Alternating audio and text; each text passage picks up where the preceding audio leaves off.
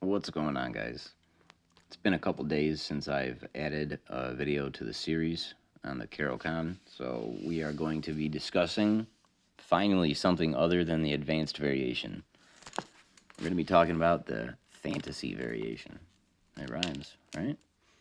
So the fantasy variation, it's unique because a lot of the times there's only one move, which is logical, which will keep your advantage. And I'm going to do this a little different than all the other videos. I'm actually going to show you the top 5 recommended computer moves, and I already have all the main moves before I fork off and discuss others typed programmed in, so to save time. The fantasy variation starts off with e4, c6, d4, d5, and white pushes f3. And if you look at the computer moves, there's the recommendation of fianchettoing the dark squared bishop on the king side and doing kind of like a king's Indian. And the other move is kind of like a French style, and you close in your your light squared bishop. Now, the lines I'm going to be discussing are ones that the pieces stay on the board. A lot of the recommended moves are going to discuss trades. If you want to play trades, there's nothing I can really tell you. Just trade off everything and go into the end game. The lines that I'm going to be discussing are the ones that you keep your pieces on and you complicate for a methodical advantage or win. So from this position, it's going to be one of the only few takes that is going to happen. And if you look from here, as I said, white only has one move, which keeps his advantage at plus 0.6. All the others are negative 0.7 or more. That's more than a whole pawn advantage or loss by if you don't do this move, and it is to recapture. And as I said, a lot of these moves are going to be a one-trick pony, so black's only move to not fall super far behind is push the e-pawn to e5. And like I said again, white only has one move to keep his advantage, otherwise it'll fall off, and that move is knight to f3, attacking that pawn on e5. Now from here is the first opportunity where you can fork. And the move I'm going to recommend, because a grandmaster recommended it and I've been playing it and it works, is develop your bishop to pin that knight. Instead of defending that off the bat, because we'll defend the shit out of that pawn, we're going to go ahead and take away the defender first. And the two lines I'm going to be discussing fork from here. The first one is going to be pawn c3, and the other one I'm going to be discussing is bishop c4. So in the first line we're going to be discussing, more or less, since I took away the defender of their d4 pawn as well, because that knight has two purposes. It attacks the e5 and it defends the d4. It adds a defender by pushing c3. And from here, we're going to defend our e5 pawn with a knight development to d7. And they're going to come in and they're going to defend e4, since it doesn't have any defense right now. And it really can't develop that other knight to defend it because the pawn's in the way. And if it developed it to d2, it would be blocking its bishop. And I really can't fianchetto it because then it would have an awkward pawn structure. So we're going to go ahead and develop a bishop to d6, putting a second defender on that pawn.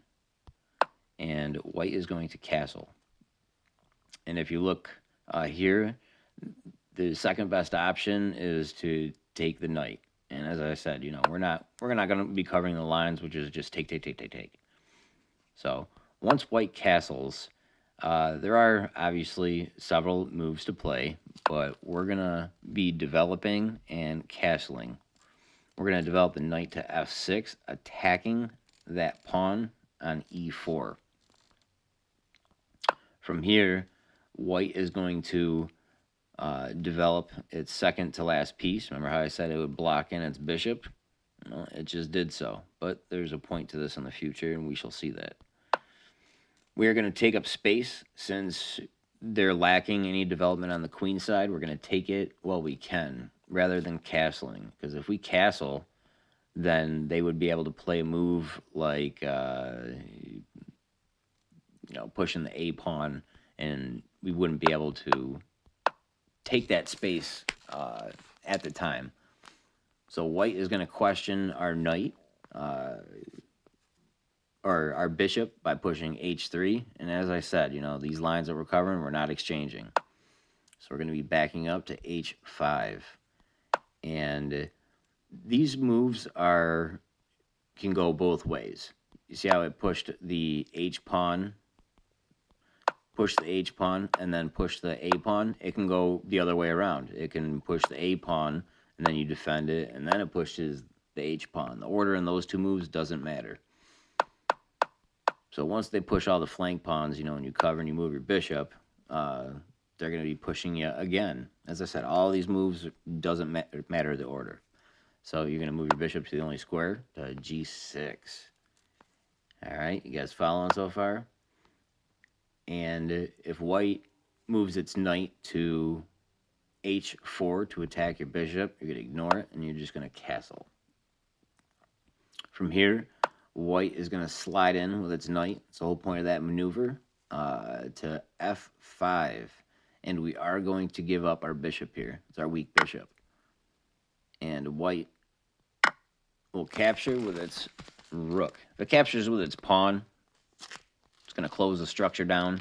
It doesn't want to do that. It wants to keep that file that its rook on is open. So that's why it's going to take with the rook. It's a very kind of rare move. Usually you don't see a rook coming on your end of the board with all these pieces on. We do want to take away the g5 square from that rook. So we're going to push our h-pawn to h6. And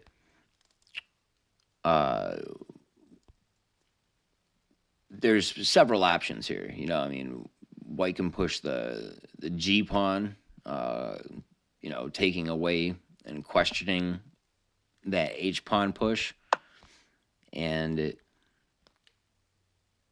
a line that we're going to be covering, it's all one line. There's probably like 10 different variations of where this could have went.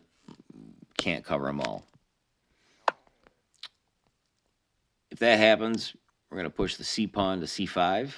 It's going to close up that structure with a d5 push, and we're going to keep pushing to c4 to connect our pawn chain. And that's as far as we're going to dive down this line.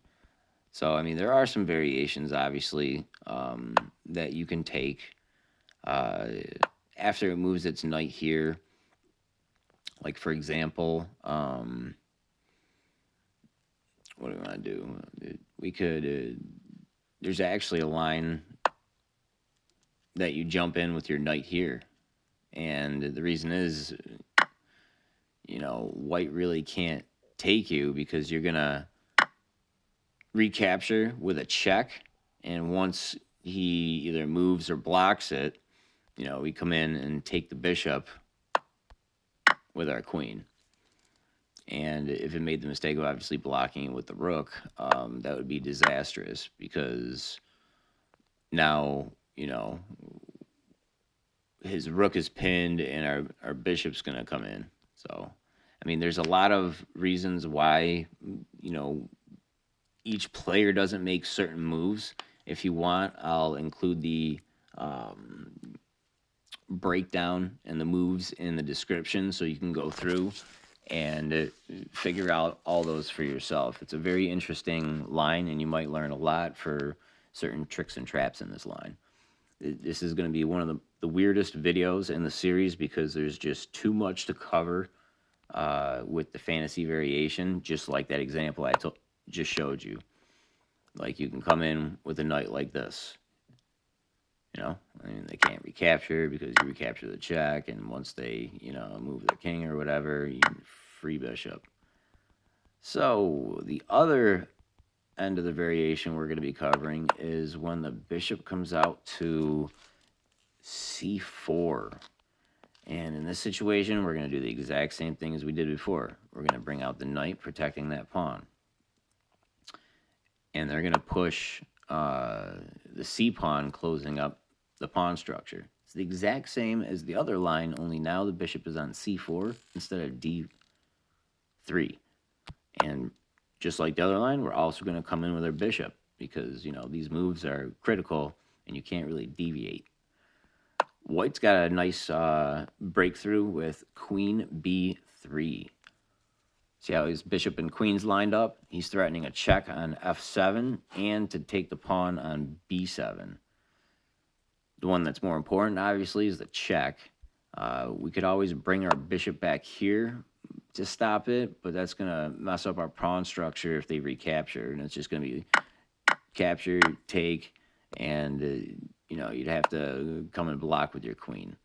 So the logical way to defend it is putting your queen on e7, and that does allow the white queen to take your pawn on b7. But if you look at the analysis, even with your queen all up in your shit and that pawn taken, computer puts it at even, slightly in your favor.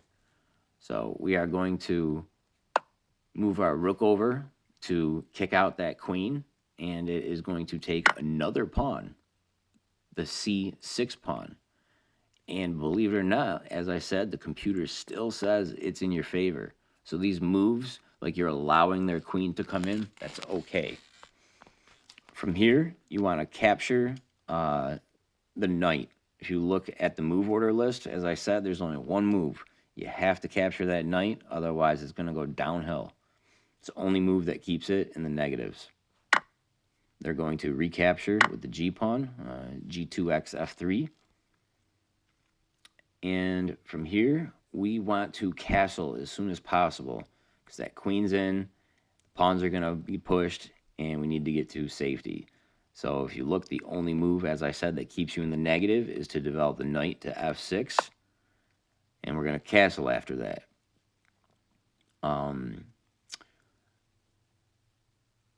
White's move from here is going to be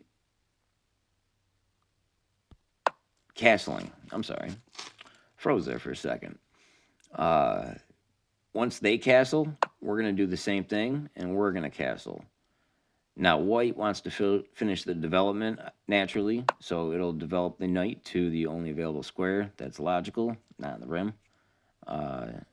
d2. From here, we want to finally kick out that queen. So we move our rook up from b8 to b6. The only square, really, for the queen is a4. Now, this is a nice, beautiful line. If we didn't kick out the queen and we did something like pawn take first, that's okay. It just transposes. So the queen will move to a4. And the line that we originally went, the queen goes to a4, and then we capture e takes d, and then c takes d. Like I said, that order does not matter. You can either take the pawn first or kick out the queen, or vice versa.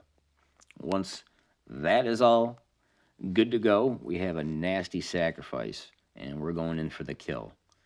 If you look at white's pieces, the majority of them are on the queen side, and our pieces are ready to come in on the king side. First move is bishop h2 check, sacrificing it. The king will naturally capture, and now we want to move our knight out of the way so our rook can slide in and free up our queen to come in too. So the move is knight to h5. There's a couple attempts here. He can either run with the king right away, or he can move up his rook to the second file. so he can put that in front of his king in the future when we come in for the attack. So rook to f2 is the move, and queen h4 check. It wants to move to g1. If the king moves to g2, it's checkmate in 4. It goes knight f4.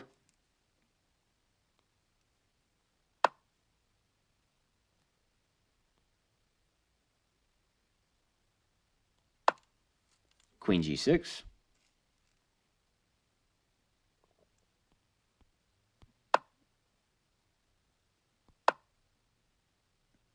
Oh, queen g. I'm sorry.